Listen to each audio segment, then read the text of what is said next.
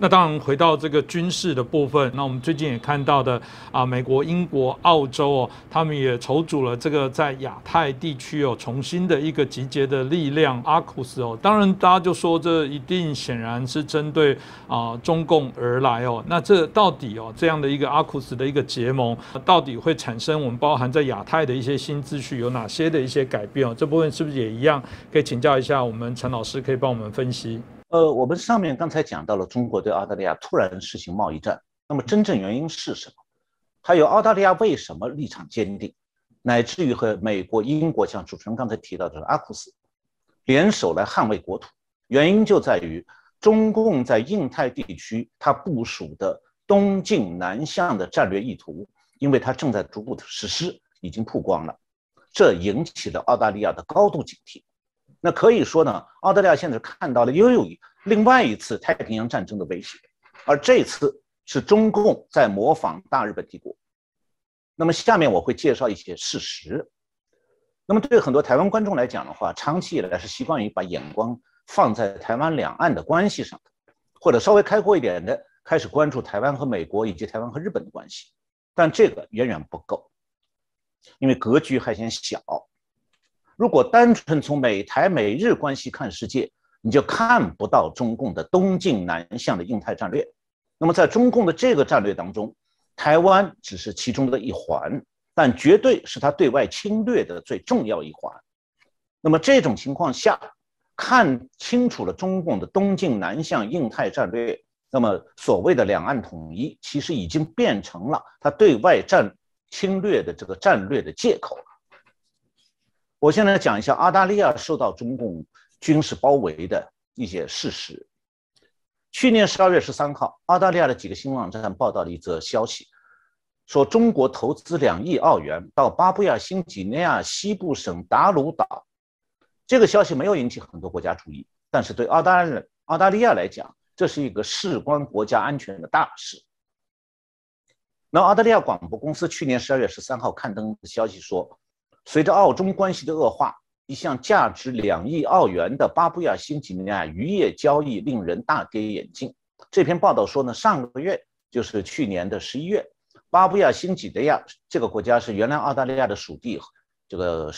20几年前独立，就在澳大利亚北大门，是个岛国。说巴布亚新几内亚签署了一个在达鲁岛建设一个2亿元的综合多功能渔业工业园区。那么其实那里什么都没有，连鱼也没有。那么有一位是长期担任巴布亚新几内亚政府顾问的，叫做 Jeff Wall，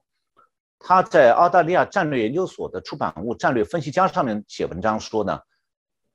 达鲁小镇是离澳大利亚最近的巴布亚新几内亚社区。它虽然距澳洲大陆200公里，却非常接近澳洲北部边界的托雷斯海峡。沃表示说呢，毫无疑问，这份与中国的一个福建的渔业公司签署的这个协议，是中国政府直接出资的。那么它是由中国商务部和中国驻巴布亚新几内亚的这个强势大使薛斌支持的。那么薛斌说，这个投资项目肯定要增强巴布亚新几内亚综合发展和利用渔业资源的能力，但是澳大利亚说那个地方根本就没有鱼。澳大利亚新闻网12月3号报道的时候说，中国在澳大利亚大门口大胆的新捕鱼计划加剧了紧张局势。它的主题语是说，这是离澳大利亚最近的小镇之一，中国队在那里捕鱼兴趣浓厚，但是那里没有鱼可捕。那么真实计划是什么？澳大利亚广播公司和澳大利亚新闻网提出了相同的疑问。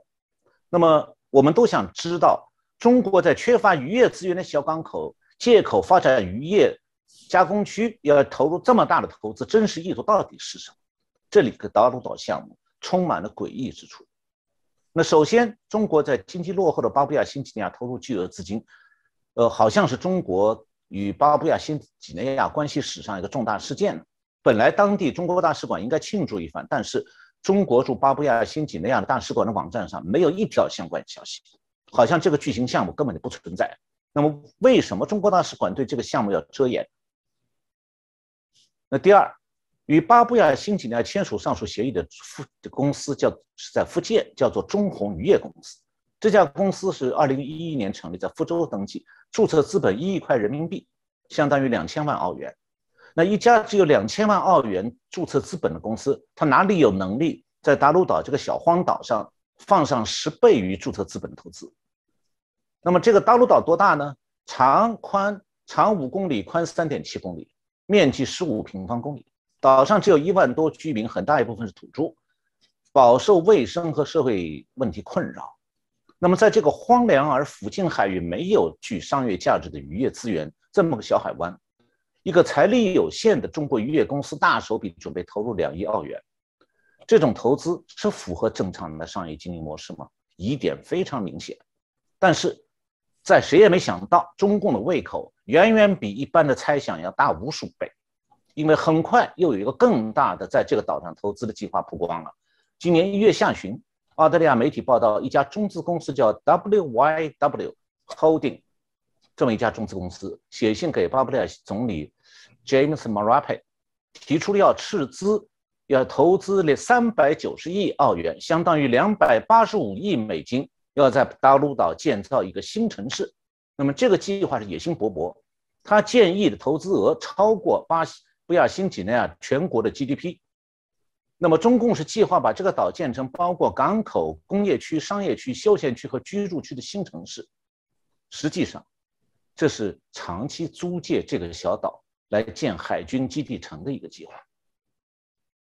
这个我先这方面我暂时讲到这里。那么下面我再讲这个，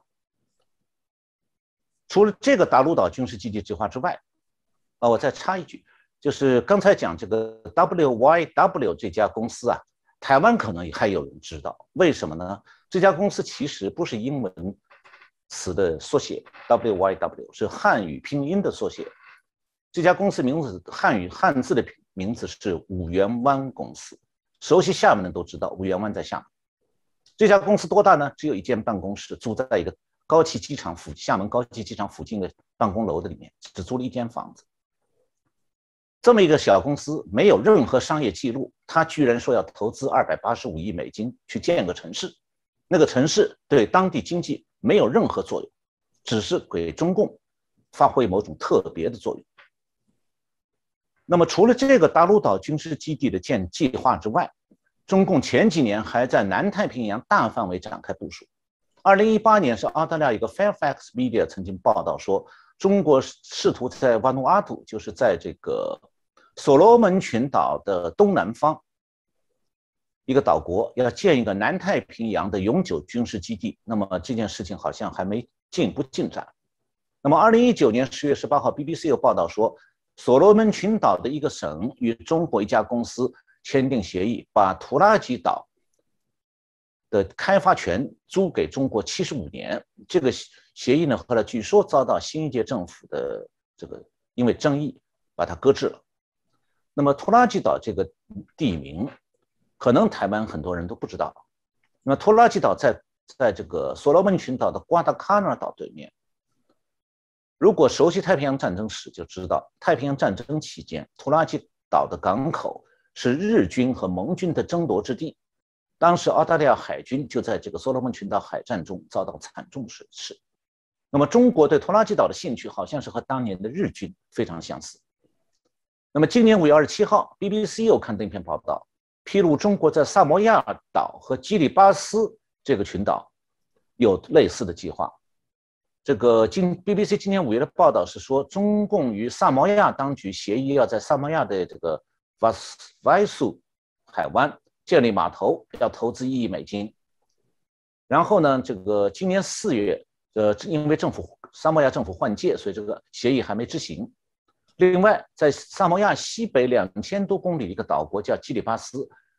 也陷入一场中国基建项目带来的争议。中国是想要在那里的国家这个岛国的一个叫 Canton 的岛上，把美军在2战期间留下来的简易机场桥梁升级，建成更大的军事基地。这个地方位置在于夏威夷西南方约3000公里，正好处于夏威夷和澳大利亚的正中间。那2战期间，美国是在那里这个为轰炸机建了跑道的。这个岛是这个坎顿岛是个战略要地。那么路透社当时评论过说，这个岛的地理位置让坎顿岛的任何重大建设都将为中国提供一个据点，使其深入二战以来一直与美国和盟国紧密站在一起的地区。另外，有一个太平洋国家政府的顾问表示说，这个岛将被中国变成海上航空母舰。那么，萨摩亚、基里巴斯、所罗门群岛都是南半球的太平洋岛国，传统上被看作是澳大利亚、新西兰的后院。不仅仅是因为这些岛国离得最近的大国是澳大利亚，也因为他们和澳大利亚有了共同的地缘政治关联。那么，特别是在太平洋战争时期，巴布亚新几内亚、所罗门群岛、基里巴斯都是当年大日本帝国陆海军和盟军的激战之地。那么，当时澳大利亚、新西兰的官兵为了保家卫国，曾经在巴布亚新几内亚和所罗门群岛浴血奋战。那大日本帝国海军当年在中途岛战败以后，为了保护他已经夺取的河属东印度油田，也为了建立针对美国的所谓外围国防圈，